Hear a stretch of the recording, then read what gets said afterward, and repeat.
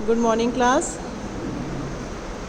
बच्चों, आज हम तबले में पढ़ेंगे भारतीय वाद्य और उनका वर्गीकरण। बच्चों, ये आपका इम्पोर्टेंट टॉपिक है, इसको आप ध्यान से पढ़िएगा और अच्छे से इसको याद कर लीजिएगा। भारतीय वाद्य और उनका वर्गीकरण। हमारे देश में संगीत के क्षेत्र में वाद्यों का प्रयोग अत्यंत प्राचीन काल से होता आ रहा है। जैसे कि आप लोग 9th 10th में पढ़े हैं कि जो वाद्य का प्रयोग या गायन नृत्य जो का प्रयोग है वो क्या प्राचीन काल से चला आ रहा है। प्राचीन भग्नावशेषों तथा धार्मिक स्थलों में वाद्यों की आकृति तथा आदि ग्रंथ सामवेद में वाद्यों की चर्चा इसका प्रमाण है। जो आपके पुराने ग्रंथ हैं इन सब में इसका प्रमाण है कि जो वाद्य है, जो गायकी है, ये सब प्राचीन काल से चला आ रहा है।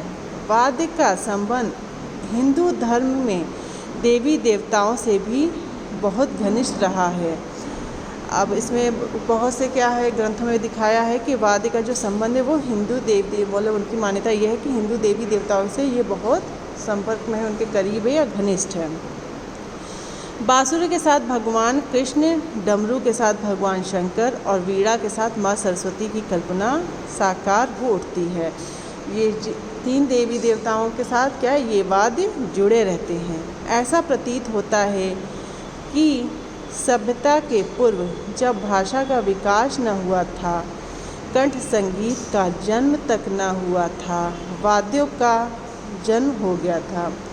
अब लेखक कहता है कि ऐसा प्रतीत हो सभ्यता से पूर्व, जो सभ्यता था उसके पूर्व ही जब भाषा का विकास भी नहीं था, कंठ संगीत का जन्म तक न हुआ था, तो वाद्यों का उससे पहले ही आविष्कार हो चुका था। नर नारी अपने हृदय की प्रसन्नता को प्रकट करने के लिए अंग संचालन करते हुए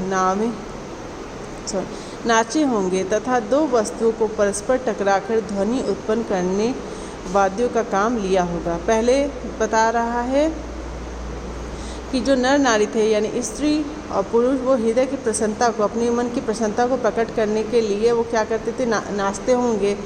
तो वो क्या करते 2 वस्तुओं को आपस में टकरा के, जैसे कि अगर आपके घर के बर्तन को आप अगर टकराएंगे उसमें क्या ध्वनि निकले, तो उस वक्त उनके पास जो भी सामग्री थी जिससे ध्वनि उत्पन्न होती थी तो वो क्या करते थे, उनको आपस में टकरा के उस वाद्य से ध्वनि उत्पन्न करते थे। उपलब्ध संगीत के इतिहास से स्पष्ट है कि कंठ के साथ साथ वाद्य संगीत की भी उन्नति करता रहा। इतिहास जो उपलब्ध है मतलब जो हमारे वो साहित्यकार है वो क्या कहते हैं कि कंठ के साथ साथ वाद्य संगीत की भी उन्नति करता रहा, मतलब आपके वाद्य की भी प्रोग्रेस उसमें होती गई, कुछ न कुछ बदलाव उसमें होता गया। भारतवर्ष में ही नहीं वरन विदेशों में भी वाद्यों का स्थान संगीत में अधिक महत्वपूर्ण है। हमारे भारत में भी नहीं, आप दूसरे देश में भी जाएंगे तो वहाँ क्या है आपके संगीत वाद्यों की अधिक महत्वपूर्ण वहाँ माना गया है, उसकी इम्पोर्टेंस वहाँ ज़्यादा है।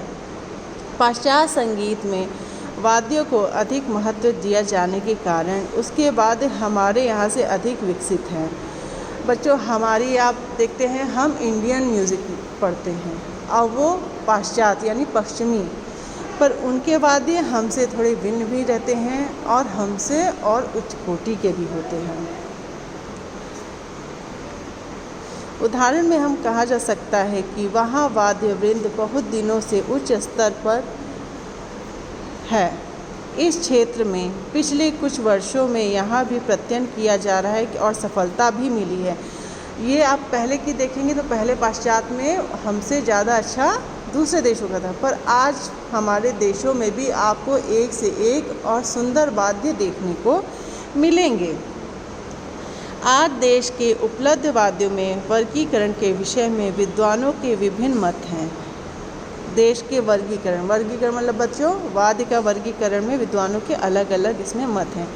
कुछ लोग इसको 5 भागों में तत्वाद, वित्त, सुशिर, अवनद तथा घन में विभाजित करते हैं। तो कुछ लोग इसको तत्व, सुशिर, अवनद और घन में इस प्रकार 4 विभाग मानते हैं। बच्चों कुछ इसमें को 5 मानते हैं और कुछ इसको 4 मानते हैं, परंतु अधिकांश व्यक्ति 13वीं शताब्दी के उत्तरार्ध के शास्त्राचार्य शारंगदेव के ग्रंथ संगीत रत्नाकर में वर्णित वाद्यों का 4 भागों के वर्गीकरण सहमत है। मतलब अधिकतर जो आपके विद्वान हैं जिन्होंने शास्त्राचार्य शारंगदेव ने संगीत रत्नाकर में उन्होंने क्या कहा कि 4 ही तरह का वर्गीकरण है। उन्होंने निम्न श्लोक में 4 वाद्यों को 4 विभागों में तत्, सुषिर, घन तथा अवनद्य को विभाजित किया है।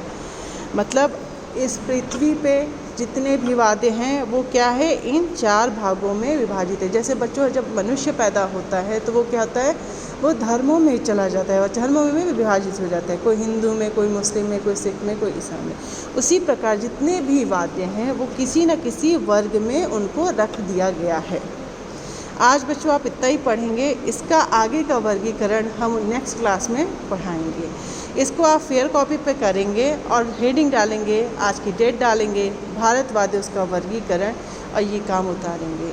अगर इसमें से कुछ ऐसा है जो नहीं समझ में आ रहा है तो वो आप हमसे पूछेंगे। Thank you.